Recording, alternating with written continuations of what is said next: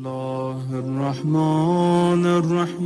ہم role model اور ideal ہونے چاہیے نا دوسروں کے. پوری دنیا کو بولو بہترین دین اسلام. بچے دیکھو تو بیمار, بزرگ دیکھو تو بیمار, اور وہ جو اللہ کو مانتے نہیں وہ فزیکلی بھی ہم سے زیادہ فٹ ہیں, مینٹلی بھی ہم سے زیادہ. تو پھر کیا ہوا اس دین کے ماننے کا فائدہ کہ صرف بولیں کہ اسلام بہترین دین ہے لیکن ہماری زندگیاں بہترین نہ ہوں. اگر اسلام بہترین دین ہے تو ہماری زندگی بھی بہترین گزرنی چاہیے. آج ہم کہتے کچھ ہیں, دنیا میں کچھ نظر آتا ہے. آپ کی نسلوں کو, یہ جو نوجوان نسلیں ہیں یہ کوشچن کرتی ہیں, یہ سوال کرتی ہیں. پہلے تھا کہ بیٹے کو کہا نماز پڑھو, اس نے پڑھ لی. روزہ رکھو, رکھ لیا. بیٹی کو کہا حجاب کرو, کر لیا. آج سوال کرتے ہیں حجاب کیوں کروں. آج سوال ہوتا ہے روزہ کیوں رکھوں. آج سوال ہوتا ہے نماز کیوں پڑھوں. جب تک حکمت نہیں سمجھاؤ گے, ہمارے یہاں زندگی میں وہ اثرات نہیں ہیں, جب تک وہ اثرات نہیں ہوں گے تب تک آپ لوگوں کے لیے رول ماڈل نہیں بنو گے. امیر میں فرماتے کونوا لنا زینا ولا تکونوا لنا شینا, ہمارے لیے باعث زینت بنو, کبھی باعث ذلت نہ بنو. زینت کب بنو گے؟ جب زینت نظر آئے نا, خوبصورتی نظر آئے نا, نظم اور ضبط نظر آئے. جب یہ چیزیں نظر آئیں گی تو پھر دنیا بھی آپ کو کیا کرے گی, فالو کرے گی. لیکن بچہ پیدا مسلمان کے گھر میں ہوگا, فالو کسی انگریز کو کر رہا ہوگا, کسی فٹ بالر کو کر رہا ہوگا, کسی اور سیلیبریٹی کو فالو کر رہا ہوگا, کیونکہ میں نے اسے وہ حسن اور خوبصورتی دکھائی نہیں ہے. صلوات پڑھے محمد و آل محمد.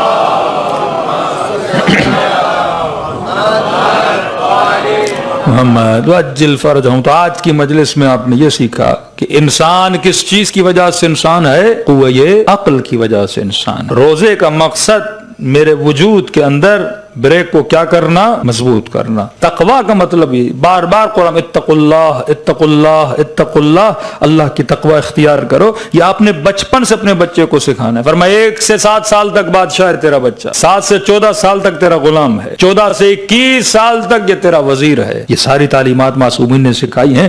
1 سے 7 مطلب بادشاہ, اس کو فریڈم دو. 1 سے 7 سال تک اس کو زیادہ روکا ٹوکا نہ کرو, کہ فل فریڈم میں چیزوں کو دیکھے پرکھے, جہاں جانا ہے جائے, جس چیز کو ڈسکرائب کرنا ہے کرے. لیکن 7 to 14 فرمایا اس کو as a servant, as a Ghulam. جیسے آپ آفس میں کسی بندے کو ہائر کرتے ہو تو اسے آپ کام سکھاتے ہو, یہاں بیٹھنا ہے یہاں نہیں بیٹھنا, اس طرح ٹیلی فون کو اٹینڈ کرنا ہے, اس طرح آپ نے اپنے کلائنٹ سے بات کرنی ہے. اسے کیا کرتے ہو, ٹرینڈ کر. فرمایا 7 to 14 اسے ٹرینڈ کرو, صحیح غلط بتاؤ, تاکہ 14 سال تک یہ صحیح غلط کو سیکھ لے. کیونکہ 14 کے بعد سکھانا تیرے لیے مشکل ہو جائے گا. 14 کے بعد اس کے اندر ایک انٹرنل فریڈم پیدا ہوتا ہے. 14 کے بعد جو کلیکٹو ڈیٹا اس کے مائنڈ میں ہے, اس ڈیٹے سے خود کریٹو ڈیٹا بنانا شروع کر دیتا ہے. اس کے بعد تمہارے لیے بڑا مشکل ہو جائے گا. امیرون فرماتے ہیں کہ بچوں کی مثال ایسے ہے جیسے سفید کاغذ, یہ تیری مرضی ہے, اس کاغذ پہ جو لکھو, جیسا لکھو گے بچہ ویسا بن جائے گا. یہ کچھ انسانی زندگی اور عمر اور ایج کے خاص لمحات اور مومنٹس ہوتے ہیں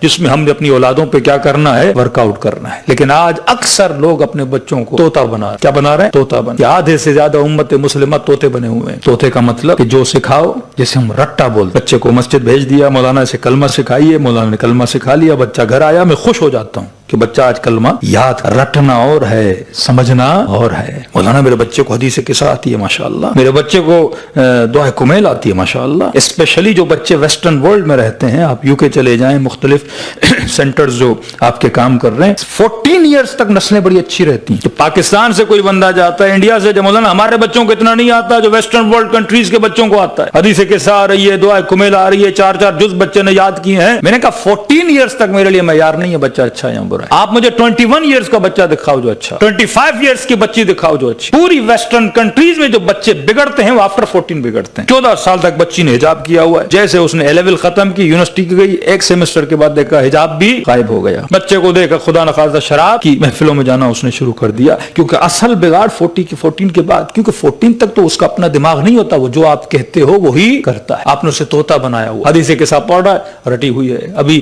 سب لوگوں نے دعائے کمیل عربی میں پڑھی, اب کتنوں کو سمجھ آئی کتنوں کو نہیں آئی, یہ صرف لفظوں کا رٹنا ہے. اسی لیے علماء فرماتے دعائیں بالاخص کوشش کیا کرو عربی بھی چلتی رہے, ساتھ میں اس کا ترجمہ پڑھتے رہو تاکہ آپ کی سمجھ میں آئے. ہمارے یہاں فہم الدین ہے. کبھی معصومین نے ترغیب نہیں دی کہ بچوں کو حافظ بنا. وہاں حفظ القرآن ہے, ہمارے یہاں فہم القرآن, کہ یہ ایک لفظ پڑھے لیکن سمجھ کے پڑھے. ایسا نہیں پورا قرآن رٹ لے, طوطے کی طرح قرآن پڑھتا رہے, سمجھنا ہے. خوارج حافظ قرآن تھے, کئی قاتلین ابا عبداللہ میں حافظ قرآن. ابن ملجم بہترین قاری قرآن. جب فارس فتح ہوا, خط لکھا عمر کو کہ ہمیں کوئی قرآن کی تعلیم کے لیے بھیجو, تو عمر نے ابن ملجم کو بھیجا اور خط میں لکھا سفارش کی کہ میں اپنا بہترین قاری قرآن بھیج رہا ہوں, اسے بہترین گھر دینا, بہترین تنخواہ دینا, اس کے بچوں کے لیے بہترین اہتمام کرنا. جب قرآن پڑھتا تو لوگ گلیوں میں کھڑے ہو جاتے. کون کا؟ ابن ملجم, خارجی, قاتل امیر المؤمنین شمر ابن ذل جوشن. 17 کے قریب اس نے حج کیے ہوئے, عمرے کیے ہوئے. ابن سعد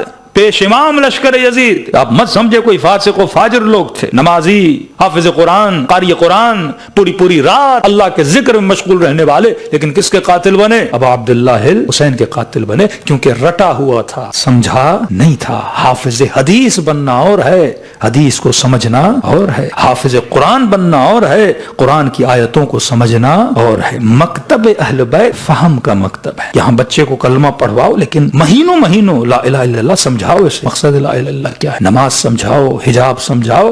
جب حکمتوں کو سمجھاؤ گے, جب حکمت اس کے اندر آ گئی, یہ بچہ کبھی بھی اپنے دین کو چھوڑنے کے لیے تیار نہیں ہوگا. حجر ابن عدی نے گلا کٹا دیا اور امیر المومنین کو نہیں چھوڑا. حبیب ابن مظاہر, محسم التمار, یہ مذاق تو نہیں آپ سنتے ہیں کہ جب تک زندہ تھا درخت کو پانی دے رہا ہے, پانی دے رہا ہے. لوگ کہتے تھے محسم پاگل, کہتے کیوں پانی دے رہے ہو؟ محسم کہتے تھے اس درخت پہ مجھے لٹکایا جائے, مجھے مارا جائے, میرے بازوؤں کو کاٹا جائے گا. کہتے محسم کہہ رہا تھا تو کچھ لوگ مذاق اڑا رہے تھے, محسم تو علم غیب جانتا ہے, محسم تو کیسی باتیں کر رہا ہے. اتنے میں جناب حبیب ابن مظاہر کو, تو لوگوں نے کہا حبیب محسم کو سمجھاؤ, عجیب باتیں کر رہا ہے, کہہ رہے درخت بڑا ہوگا, مجھے لٹکایا جائے گا, مجھے مارا جائے گا. اب لوگوں نے حبیب سے شکایت کی کہ حبیب سمجھائے محسم. تو حبیب مسکرایا, کہ صحیح کہہ رہا ہے محسم, اور یہ جو درخت ہے نا, اسی کی گلی کے سامنے نو کے نیزہ پہ میرا سر ہوگا, اور یہاں کچھ بچے میرے سر کو کیا مار رہے ہوں گے؟ پتھر مار رہے ہوں گے, اور جو سر لانے والا ہوگا اسے اتنے درہم انعام دیا جائے گا. تو لوگوں نے کہا ہم تو محسم کو کہہ رہے تھے یہ بڑی باتیں کر رہا ہے, حبیب تو اس سے بھی بڑی باتیں کر رہا ہے, کہ ان سے بات کرنے کا کوئی فائدہ نہیں ہے. لیکن جب وقت آیا تو لوگوں نے دیکھا واقعاً اس درخت سے محسم کو لٹکایا گیا, مقام شہادت ملا. جب وقت آیا لوگوں نے دیکھا حبیب ابن مظاہر کا سر آیا, اور اسی طرح بچوں نے کیا مارے؟ تھر مارے. میرے عزیز, یہ فہم الدین ہے. تبھی فرمایا کہ ایک لفظ جب زبان سے ادا کرو, معرفت سے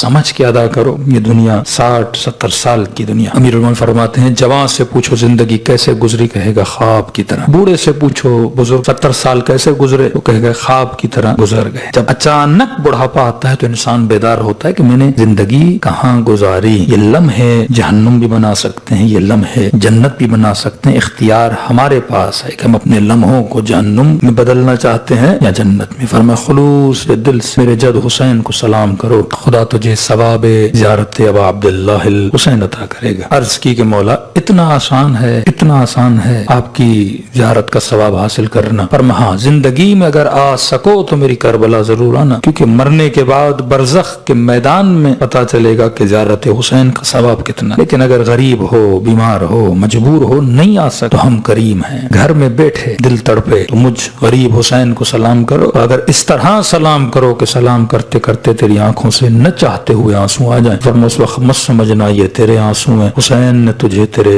سلام کا جواب بھیجا ہے. دلوں کو کربلا کی طرف روانہ کریں, دلوں کی سختیوں غم ابا عبداللہ الحسین سے نرم کریں. سب میں السلام علی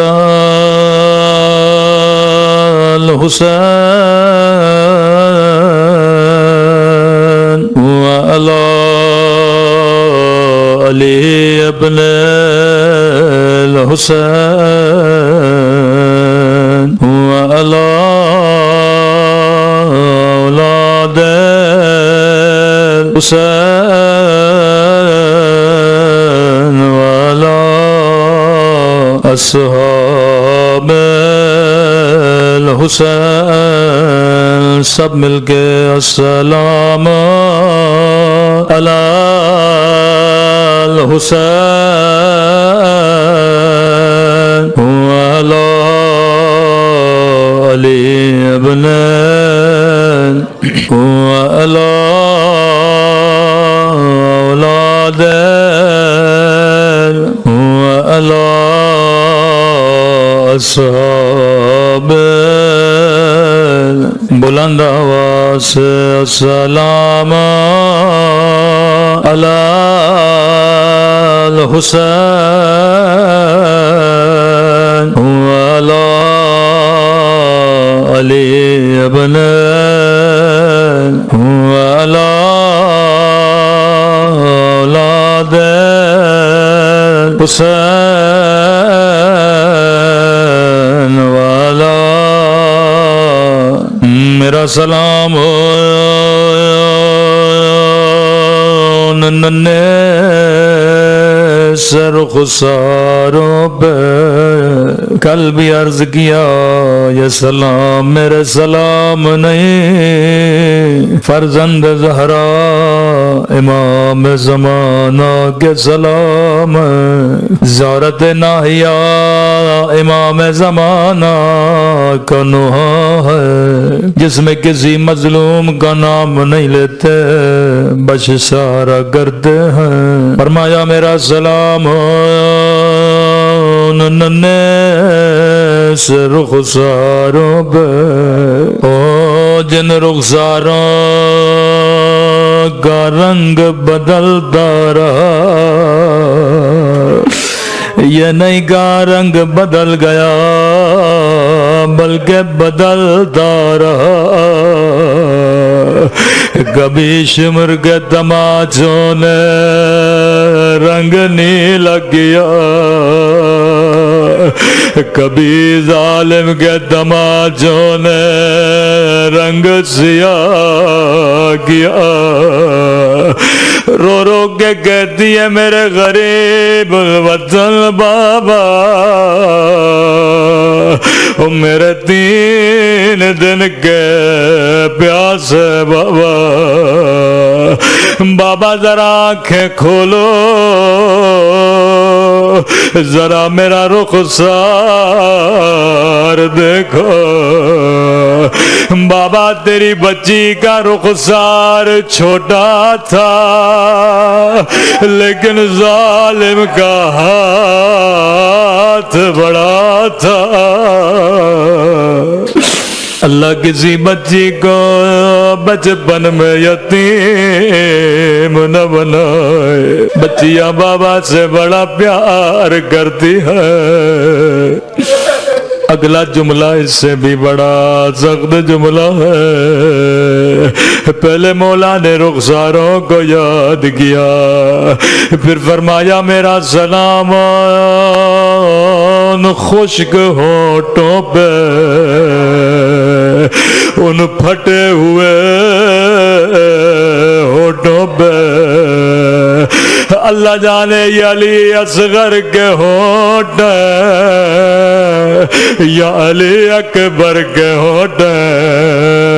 جواب میرے مولا نے خود دیا.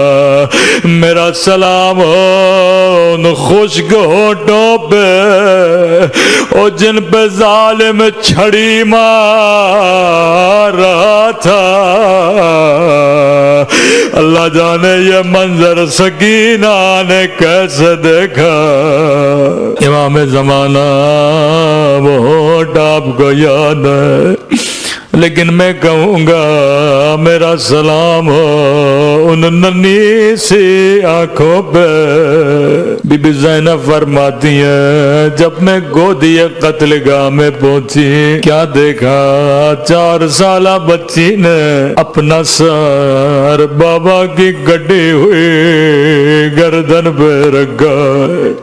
کہتی ہیں جیسے میں نے سکینہ کو اٹھانا چاہا کٹی ہوئی گردن سے آواز آئی، ٹھہر جا زینب،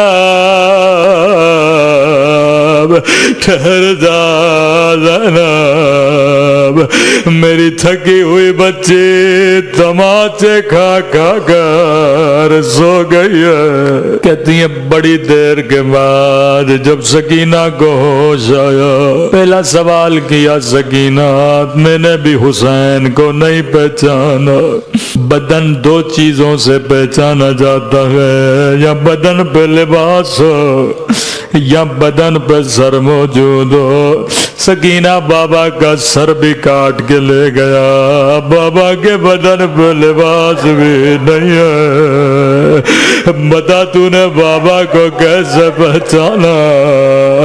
کہتی ہے پھوپھی اماں جب میں گودی قتل گاہ میں آئی میں کبھی کس جنازے سے تیر ہٹاتی تھی، کبھی